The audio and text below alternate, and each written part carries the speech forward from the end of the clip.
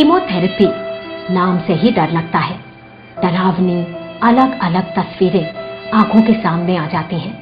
हम ये भूल जाते हैं कि कैंसर से होने वाली मुश्किल लड़ाई में कीमोथेरेपी हमारा ताकतवर शस्त्र है। ऐसा शस्त्र जो शत्रु का नाश करता है। शत्रु मतलब cancer.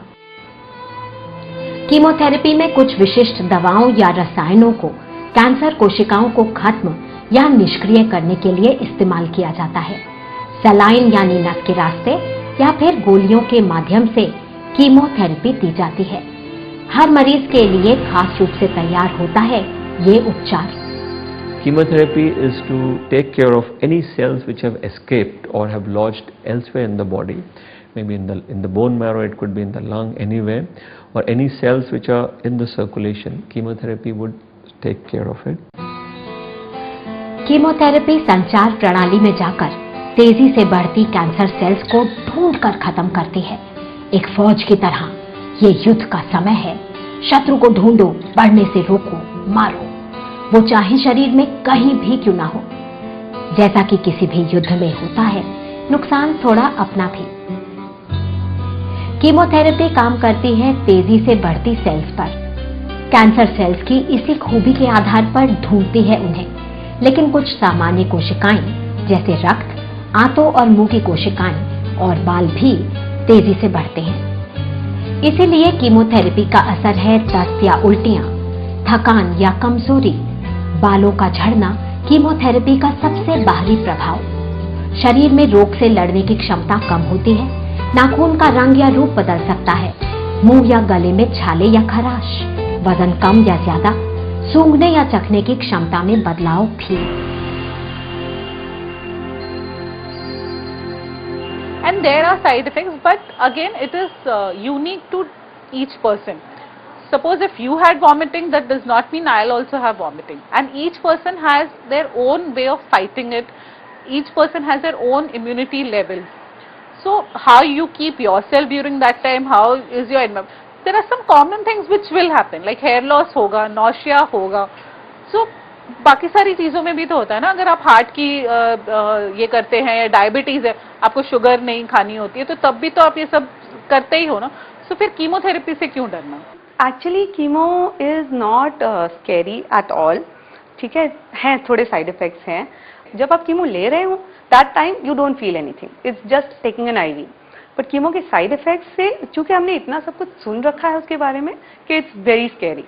But then the doctor told me that जो आपने कही सुनी बातें सुनी हैं, those are probably 20 years 30 year old things. So it's all कही सुनी।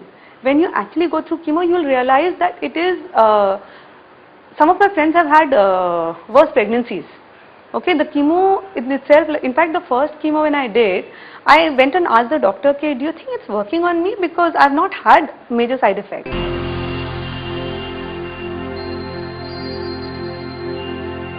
ये तकलीफ उतनी नहीं होती कि जिसकी वजह से जिसको आप झेल ना पाएं, जिसको आप बर्दाश्त ना कर पाएं और जिसका आपके शरीर पे एकदम लॉन्ग लास्टिंग या परमानेंट असर होगा।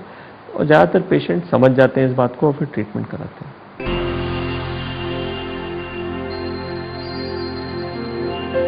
डर एक असल और स्वाभाविक भाव है। कीमोथेरेपी के दुष्प्रभाव भी असल। अपने आप को ये याद दिलाना जरूरी कि कीमोथेरेपी हमारी दोस्त, हमारी फौज है जो हमारे लिए लड़ रही है। ये कष्ट ठीक हो जाएगा। Try to visualize the chemo molecules coming in contact with the malignancy, coming in contact with the area that it is supposed to attack, how it is affecting it, how it is sort of breaking it down. Visualize the tumor almost melting. उसको पिघलते देखते हैं, you know, you actually visualize it sort of melting or shrinking or some sort of reduction in the problem. So that acts on a very symbolic level as well, a very sort of suggestion-based level as well. And when that happens, there is a physiological response. तीसरी stage के स्तन cancer का सामना करते समय Ruby ने अपना paint brush उठाया। इससे मन शांत हुआ, केंद्रित, दुष्प्रभाव से जूझने में मदद मिली। वो कीमोथेरेपी के दिन काम पर जाती और हर सेशन के बाद कुछ दिन आराम। कीमोथेरेपी के कारण उनके बाल झड़ गए और उनका जी भी मिचला था, लेकिन अब वो सब बीत चुका है, वो स्वस्थ है। In fact, now when I look back upon my सच तो यह है कि मैं अपने ऊपर हंसती हूँ कि बालों के बारे में मैं इतना क्या सोच रही थी। आखिरकार यही सोचा कि मेरी जिंदगी, मेरे पति, मेरे बच्चों के लिए कितनी जरूरी है, कितनी कीमती, और मैं अपने बालों के बारे में सोच रही हूँ।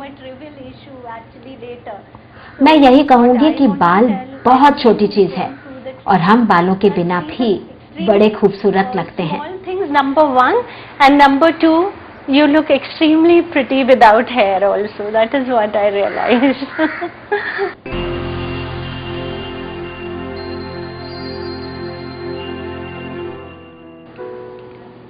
कीमोथेरेपी से दोस्ती करने की जरूरत है। इसके दौरान शरीर कमजोर होता है। अपने को संक्रमण से बचाना और पोषण का खास ध्यान रखना जरूरी।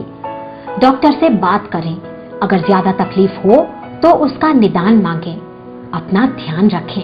कीमोथेरेपी कंप्लीट होने के लिए भी आपको कभी कभी हमें सप्लीमेंट्स की ज़रूरत भी पड़ती है। जो न्यूट्रिशनल सप्लीमेंट्स हैं उनकी ज़रूरत पड़ती है, क्योंकि आपका जो लिया हुआ, जो नेचुरल फूड्स, नेचुरल वे से जो डाइट लिया हुआ है वो कम पड़ जाता है, क्योंकि आपको नौशिया होता है, आप ले नहीं पाते हो, वॉमिटिंग होता है, आप ले नहीं पाते हो। पर ये टाइम पे हम लोग आपको ब्लैंड और क्लियर लिक्विड्स लेने के लिए बोलते हैं, जैसे कि नारियल पानी हो गया, छाछ हो गया, दही हो गई, डिफरेंट काइंड्स ऑफ जूसेस हो गए हैं, खिचड़ी हो गया, जो चीजें जिसमें हम बिल्कुल मसाला भी नहीं यूज करेंगे पर फिर भी that thing is acceptable still.